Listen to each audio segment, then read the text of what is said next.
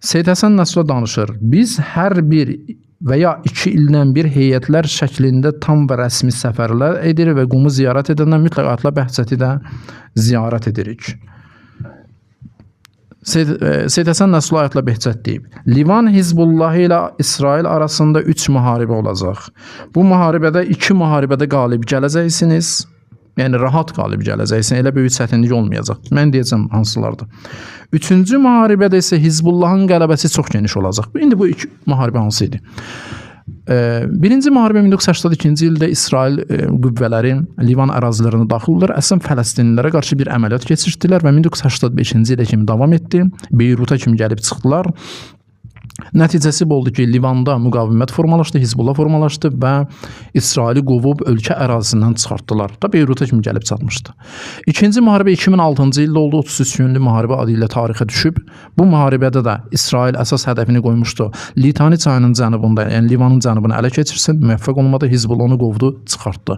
Baxın, biri deyə bilər, məsələn, Hizbullah nə etdi ki, qovdu, çıxartdı da bu qələbə deyil. Qardaşlar, bir ölkə, hər halda bir dövlətdir də bu sistemi budur. Dünya onu himayə edir. Bir partisan dəstəsi ilə döyüşür və qaçır meydandan. Bu məğlubiyyətdir. Qabağında deyilən partizan dəstəsidir. Bu məğlubiyyətdir və Hizbullahın qələbəsidir. Əli Şirazi, Ayətullah Əli Şirazi başqa nöqtədir. Deyir ki, mənim nəzərimə görə birinci müharibə 2006-cı ilin müharibəsidir. İkinci müharibə Hizbullahın Suriyadakı müharibəsidir ki, öz qələbəsini təsdiq etdi və möhkəmləndirdi. Bu da ola bilər. 2 nəzər var. 1982-ci ildə ola bilər, 85-ə kimi. Ya da ki, ola bilsin elə 2006-cı il birinci müharibədir və o ikinci müharibə Hizbullahın Suriyadakı müharibəsi, məxsən Quseyr əməliyyatı. Quseyr əməliyyatı fövqəladə güclü bir əməliyyat oldu. Hələb əməliyyatları, bunlar ola bilər.